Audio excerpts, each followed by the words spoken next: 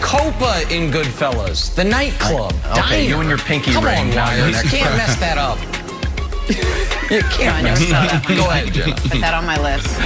That and The Lion King. Sorry. Back with Chris Broussard. KD and the Nets back in action tonight in Dallas. They're looking to stop a 3-game skid. For Kevin Durant, he's getting healthy at just the right time with the playoffs looming. How good can he be? Damian Lillard thinks a healthy KD might just be the very best the NBA has to offer. Take a listen. I think KD healthy could very well be the best player in the NBA. Nobody can guard him. Like, if he's healthy, he's shooting threes off the dribble, he's pulling up off the dribble, he's posting up, he can get to the rim. You can't block his shot. He can, like, the way he handles the ball, the way he moves at that size. Who are you going to put on him? Like, I mean, when healthy, I think, like, at this moment, he could very well be the best player in the league. Oh, but it is a caveat, when healthy, if healthy. Broussard, is Dame right about Kevin Durant? Well, technically, yes, he's right, because he really didn't say anything definitive. He said it's arguable. When Kevin Durant's healthy, it's arguable that he's the best player in the league, right? He could very well be. So, but I can say that about Giannis. I can say that about Joel Embiid. I can say that about James Harden. So I don't think he said anything. So, yeah, technically, okay, fine. But you guys know my stance. You earned that mythical title of best player in the world in the postseason, not in the regular season. So I'm still going to go with LeBron James when healthy, right? Until we are proven otherwise in the playoffs, LeBron is still the best player in the world. And KD, I'm going to be honest. I think it's arguable. It has become arguable who the best player on the Nets is, because James Harden has played phenomenal basketball this year. And everybody wants to rail against Harden for his playoff failures. First of all, he did almost beat that Golden State team with Kevin Durant and Steph Curry. And if Chris Paul doesn't get hurt, maybe he does. Secondly, Kevin Durant has not proven he can lead his own team to the championship any more than James Harden is. He went to Golden State. I think if you put Harden in that situation, they probably win it as well in Golden State. And here's the clincher. Right now, the Nets are 7-8 with KD and Kyrie playing together. And I'm going to say this, and you guys know how high I am on the Brooklyn Nets. And I stand by my statement that it will take not a storm out of L.A., LeBron. It will take a hurricane out of L.A. to beat a healthy Brooklyn team. But I'm saying it right now. Brooklyn will not win the championship, cannot, if other teams are healthy, without James Harden. James Harden is the key for them to win the championship. Okay, so then that answers the question, but just very quickly, I did find interesting, not to rehash old stuff, that you mentioned 5 people: Durant, LeBron, Giannis, Harden, and Embiid. They also happen to be the 5 people that our wonderful producers put in the corner of that screen as guys who have an argument for the best player in the league.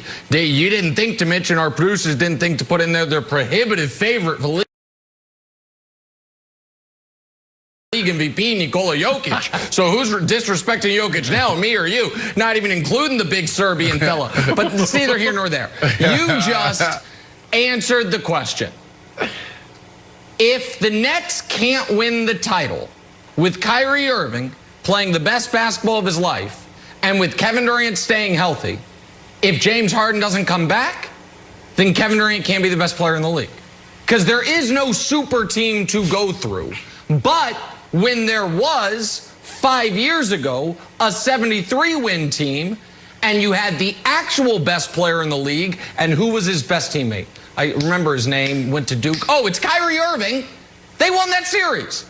So it's not like it can't be done. It's not like KD and Kyrie, oh my God. Not in 2021. There are no triplets except for the ones that reside in Brooklyn.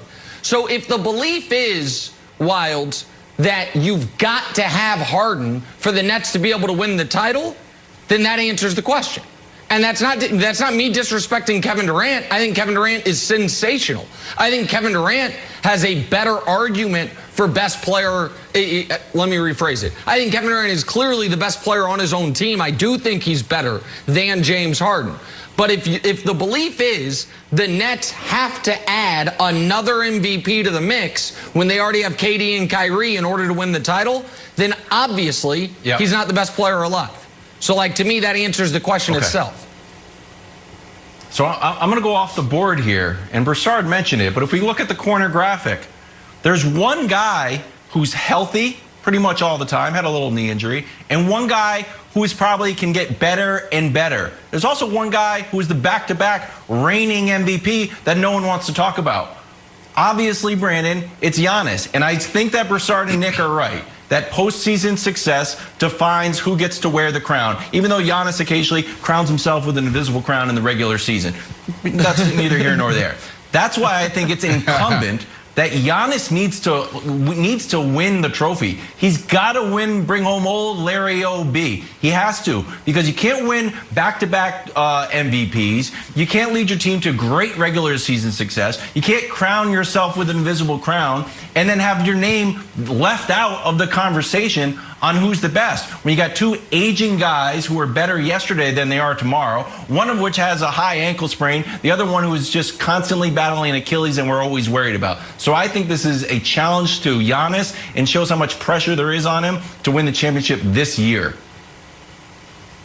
I'll be quick here because Dame already said it. Look, Giannis is not going to win it because he has to go through KD. We're talking about a guy who could potentially be the best player on the planet when healthy. So it's not happening, okay? But this discussion about, you know, KD potentially being the greatest player when healthy, it's a real one. It's close. Just a couple years ago, that's what drove KD.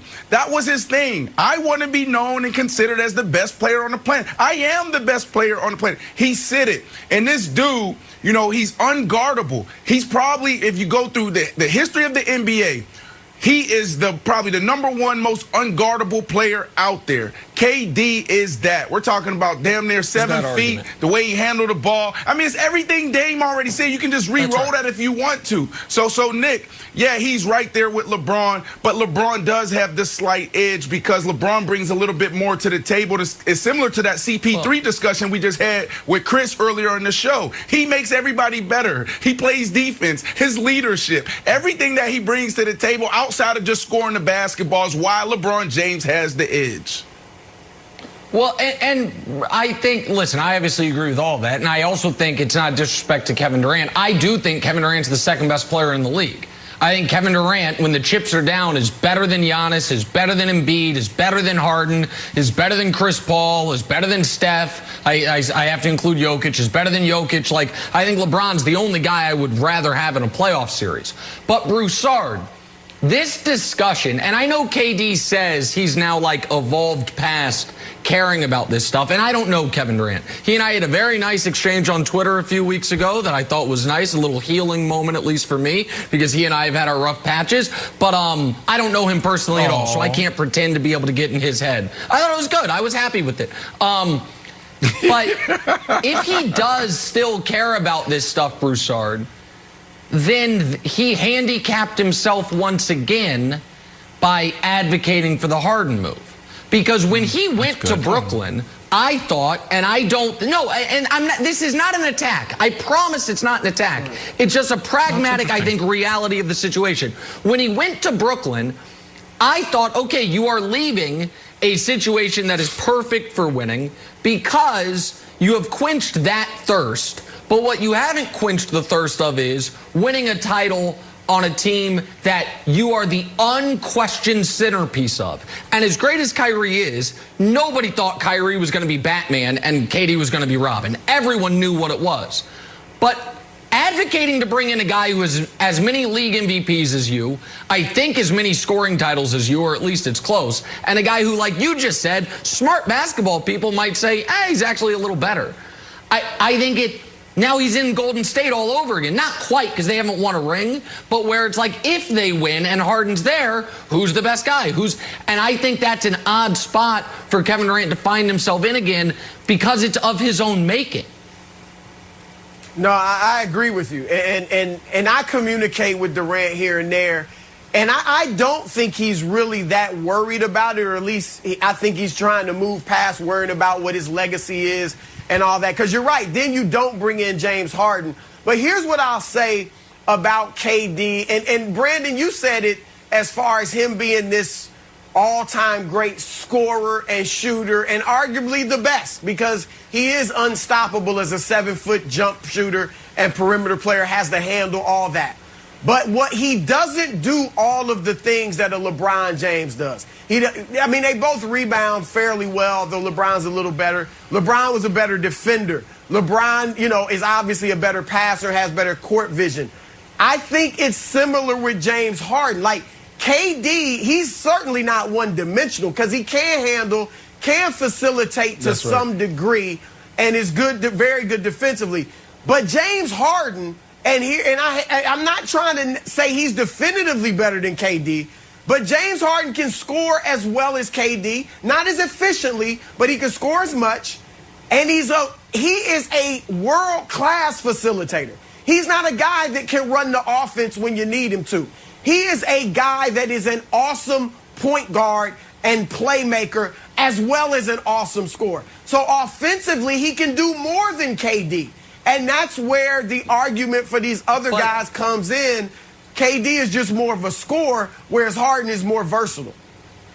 And that's let me finish with saying this. This is why Harden's the key. With Kyrie and KD on Brooklyn, they don't have a facilitator. Kyrie is technically a point guard, but he's not. He's really a scorer. He doesn't run the offense half as well as James Harden does. And while Kyrie and KD have both won championships, they both did it with a facilitator. Golden State facilitated for KD.